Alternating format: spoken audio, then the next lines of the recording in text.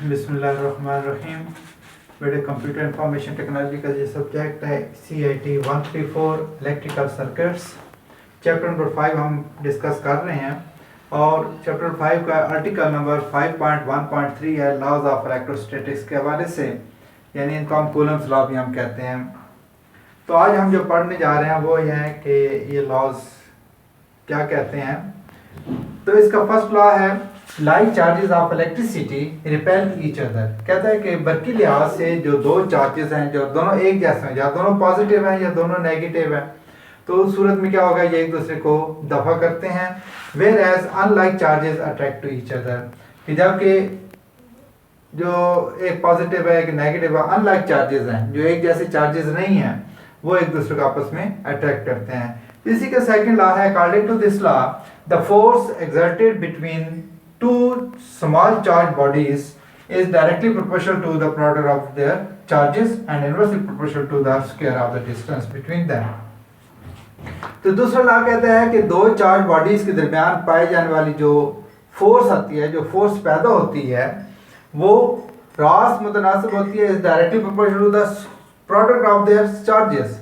कौन दो चार्जेस का हासिल ज़रब के दो चार्जेस का हासिल ज़रब और इन्वर्सली प्रोपोर्शनल होती है the square of the distance, और इनके दरमियान जो डिस्टेंस होता है उसके स्क्वायर के इन्वर्सली प्रोपोर्शनल होती है। तो मैथमेटिकली हम इसको क्या लिख सकते हैं, F is proportional to Q1 Q2 divide by D square. अब बेटे ये हमारे पास फिगर के देखें कि ये एक बॉडी हमारे पास जिसके ऊपर पॉजिटिव चार्ज है और एक बॉडी ये है जिसके ऊपर नेगेटिव चार्ज है।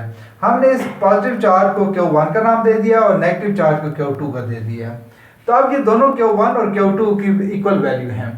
अब देखें कि इन दोनों के दरमियान ये जो एरो बता रहा है कि ये पॉजिटिव चार्ज उस नेगेटिव चार्ज की तरफ मूव करेगा, तो इसका मतलब क्या हुआ कि ये फोर्स ऑफ अट्रैक्शन पैदा होगी इसके दरमियान कि पॉजिटिव चार्ज और नेगेटिव चार्ज, क्योंकि इस लॉ के तहत क्या है कि unlike charges attract to each other. ये अनलाइक चार्जेस हैं, एक पॉजिटिव है एक नेगेटिव है, और ये दोनों चार्जेस आपस में एक दूसरे को अट्रैक्ट करेंगे, तो लिहाजा इसके अंदर एक फोर्स पैदा हो जाएगी जो कि फोर्स ऑफ अट्रैक्शन कहलाएगी।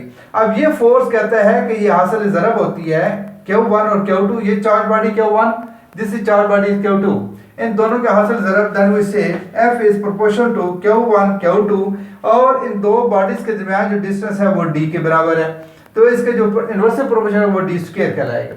तो so F is proportional to Q1 Q2 divided by D square. अब हम इस प्रोपोर्शनल साइन को खत्म करना चाहते हैं, तो इस प्रोपोर्शनल साइन को खत्म करने के लिए आगे इसके बाद कोई कांस्टेंट ऑफ प्रोपोर्शनैलिटी लगाना पड़ेगा।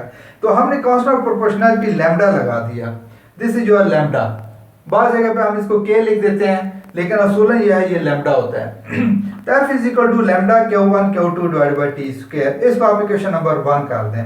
आगे वो कहता है कि here Q1 and Q2 are two charged bodies। यहाँ पे Q1 और Q2 क्या है, दो चार्ज बॉडीज हैं, and D be the distance between them, और इन दोनों के दरमियान जो पाया जाने वाला फासला है वो D है।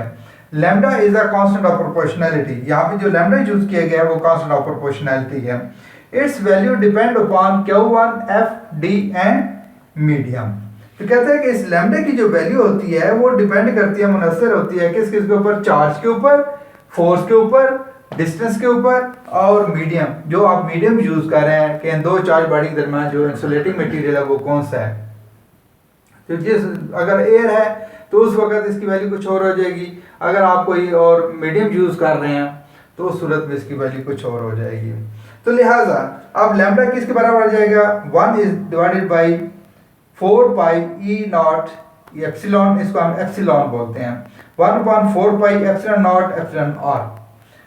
अब देखिए कि एज एप्सिलॉन नॉट की वैल्यू होती है हमारे पास 8.854 मल्टीप्लाई 10 की पावर 12, ये होती है फैराड पर मीटर एप्सिलॉन नॉट की वैल्यू।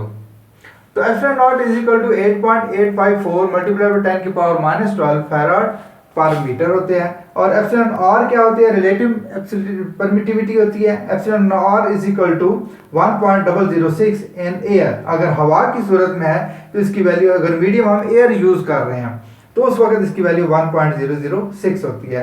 देन F क्या आ जाएगी, अब ये वैल्यू पुट करनी है आपने, F is equal to 1/4 pi as it is epsilon naught की वैल्यू, यहाँ पे देखिए फार्मूले में ये क्या आ जाएगा, लैम्डा है, यहाँ पे लैम्डा की वैल्यू बन रही है 1/4 pi epsilon naught epsilon r. तो यहाँ पे ये चीज, अब ये वैल्यू लैम्डा की वैल्यू इसमें पुट करेंगे तो अब फोर्स की वैल्यू, फोर्स हमारे पास फार्मूला बन जाएगा F is equal to 1/4 pi epsilon naught epsilon r into Q1 Q2 upon d का स्क्वायर। अब इसमें बेटा आपने let Q1 is equal to Q2 is equal to 1, आपको पता है कि दोनों चार्जेस जो है आपस में मिकदार में बराबर होते हैं, तो Q1 और Q2 दोनों 1 कूलम्स के बराबर है और इनके पास दरमियान पाए जाने वाला डिस्टेंस जो है हमने फर्ज किया कि 1 मीटर के बराबर है। तो लिहाजा जब ये वैल्यूज इसमें पुट करेंगे इस इक्वेशन में तो F इज इक्वल टू हो जाएगा 1/4 इंटू 3 पॉइंट, पाई की कीमत 3.14159 के बराबर होती है। F नॉट की वैल्यू है 8.854 मल्टीप्लाई 10 की पावर माइनस 12, सॉरी ये वो मल्टीप्लाई बाई 10 की पावर माइनस 12 और मल्टीप्लाई बाई फिर F और की वैल्यू कितनी है 1.006, ये चीज ये सारी डिनोमिनेटर में इनटू Q1 Q2 हमारे पास 1 1 आ रहा है, ये Q1 is equal to Q2 is equal to 1 के बराबर है, ये 1 इंटू 1 और d पे हमारे पास 1 का स्क्वायर। जब इस सारे को आप कैलकुलेट करेंगे तो ये आपको मिल जाएगी force is equal to 9 multiply 10 की पावर 9 न्यूटन, ये अप्रोक्सीमेटली होगा।